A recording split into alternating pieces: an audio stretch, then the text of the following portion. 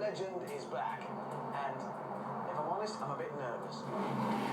Not because of the car itself, but because of the burden that now rests on my shoulders. Because when Jeremy drove the Veyron, all we had to beat was an incompetent James in a useless little aeroplane.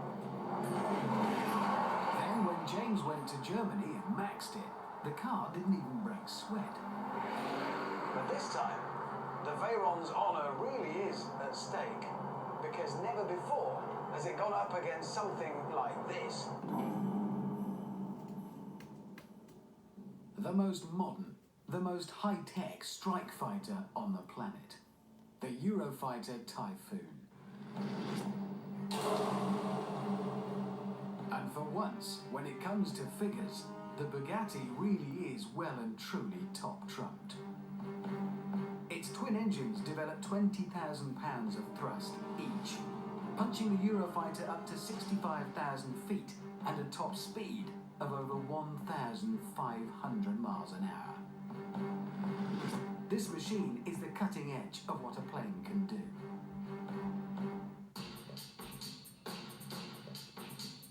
It's actually designed to be aerodynamically unstable to make it as agile as possible in a dogfight. So it needs 70 computers to keep it in the air, and if they fail, it would simply fall out of the sky. It's kind of a mix of science fiction and brute strength. These wings, for example, have to be able to take the stresses and strains of all those extreme high-speed manoeuvres. So they might look all slim and dainty, but each one can take the weight of 35 Volkswagen Golfs. All in all, quite a handy bit of kit, as you'd expect, at 67 million a pop. Faced with the clear and present danger of the Eurofighter, the Bugatti Veyron really is the car world's best shot at clinging to some honour. And no one knows what the outcome will be. In fact, Bugatti is so concerned, they've sent over not one, but 2 Veyrons. Maybe they're going to tie them together or something. The shootout will take place here, on the main runway at RAF Coningsby in Lincolnshire. And here's the challenge. It's a horizontal versus vertical drag race over 2 miles. Here's the start-finish line, and the car and the plane. Yeah, it's difficult to get hold of models of a Veyron and a Eurofighter. They both start from here. The car will race down the runway for a mile. When it reaches the mile marker, turn as quickly as possible, and then race back down over the same mile to cross the start-finish line here. Meanwhile, the plane will set off and take off as quickly as possible and cover a mile, vertically, obviously.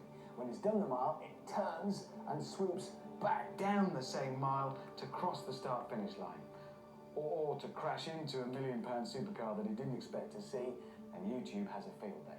Otherwise, his last one to finish is a vegetarian. Simple as that. Now you might think the plane is going to walk it, but don't be so sure. The car should have the edge off the line. It'll do 0 to 100 in 5.7 seconds, for God's sake. And when it gets to these yellow dots, which mark the mile point where it has to turn around, the Veyron has another advantage. Down here, its awesome brakes should come into play. And then there's the air brake as well, which on its own generates the same stopping power as you'd get in a normal hatchback. Straight line is a straight line, so the car does what it does there. But up here, I've got to brake as late as possible and lose as little time as possible making the turn before the return mile.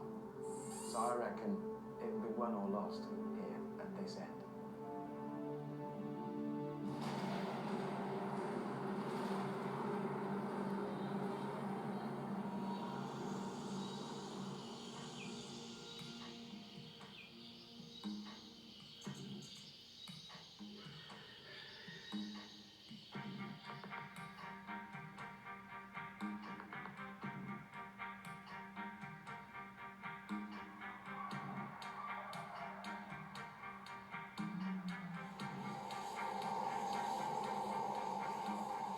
traction control off.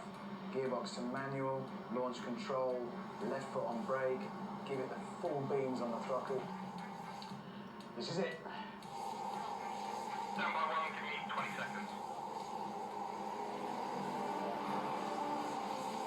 As drag races go, you will agree, this is quite a good one.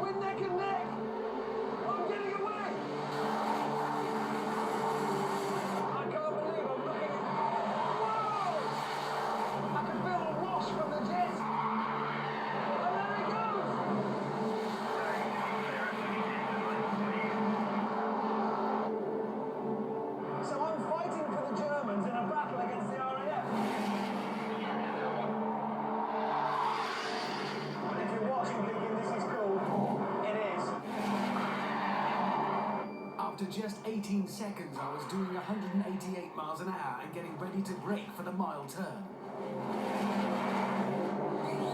That's as late as a dare.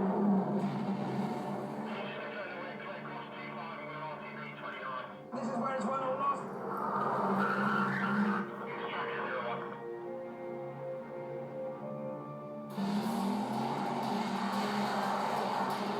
I'm on the return mile now. This is the best race in history. If I mess this one up, I might as well get a poke around. I was doing 196 miles an hour, but was it enough? I must still be ahead. I can't see the plane.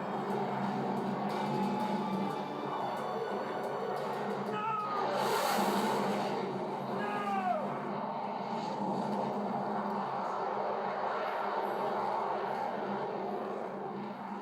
I suspect I may get some abuse for this.